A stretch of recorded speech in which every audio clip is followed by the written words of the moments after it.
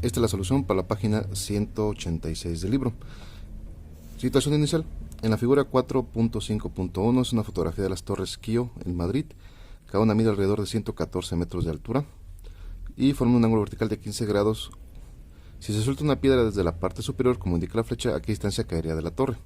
Si observamos, se forma un triángulo rectángulo y tenemos este ángulo y conocemos lo que es un cateto. Bueno, este es un cateto adyacente a este ángulo y lo que queremos hallar es el cateto opuesto. ¿Cómo lo encontramos? Pues con la tangente, ¿no? Que tiene las dos relaciones, cateto opuesto sobre cateto adyacente. Entonces, al despejar ese cateto opuesto, nos va a quedar que la tangente de estos 15 grados por los 114 que mide el cateto adyacente nos va a dar una distancia de 30.54. La siguiente pregunta nos dice que ¿cómo lo calcularíamos si en lugar de conocer este ángulo de 15 conociéramos el ángulo que forma esta parte? Pues igual manera, ¿no? También podemos calcularlo con la tangente, pero ahora con la tangente de este ángulo y encontraríamos el cateto adyacente y no el cateto opuesto.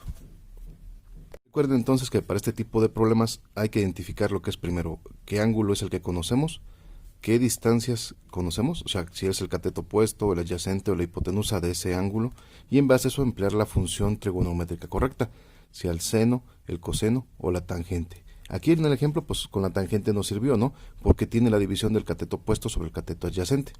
Si fuera a encontrar, por ejemplo, la hipotenusa, pues emplearíamos el coseno o el seno, dependiendo de que conocemos, si el cateto adyacente o el cateto opuesto. Entonces, estas funciones trigonométricas son bien útiles porque podemos encontrar la medida de los lados del triángulo rectángulo conociendo el ángulo y uno de los lados.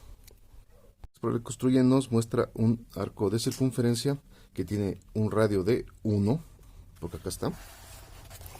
Si observamos tiene la distancia de 1. Entonces, si trazamos esta circunferencia toda completa, pues nos va a quedar un círculo con un radio de 1. Luego nos pide que tracemos una recta hasta el punto O que forma un ángulo de 30 grados con el segmento OA.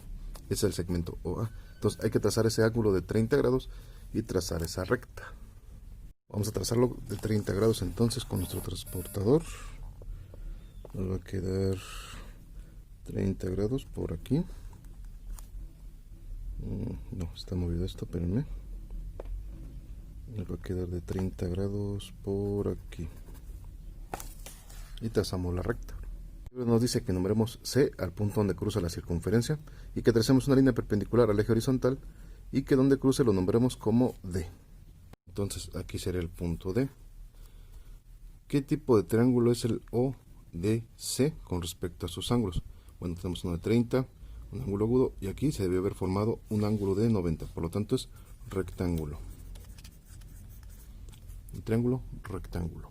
¿Cuánto miden sus lados?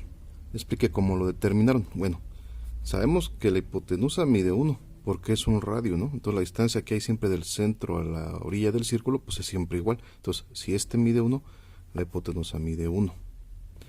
¿Cuánto mide este lado? Este lado, si se fijan, mide como 0.51 más o menos, que será la coordenada en la que está aquí.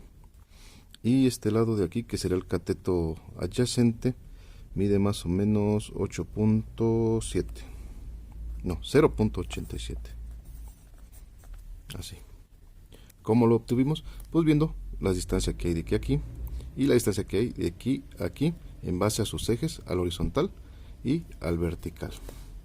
Entonces las medidas quedarían: la hipotenusa vale 1 porque es la medida del radio.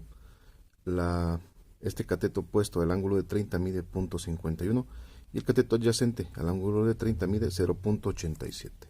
Inciso F. ¿Cuáles son las coordenadas del punto C?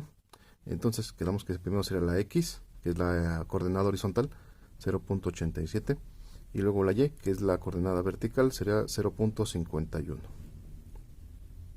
Luego nos pide que calculemos el seno y el coseno de 30 grados. A ver, vamos a ver. Vamos a calcularlo. Seno de 30, 0.5.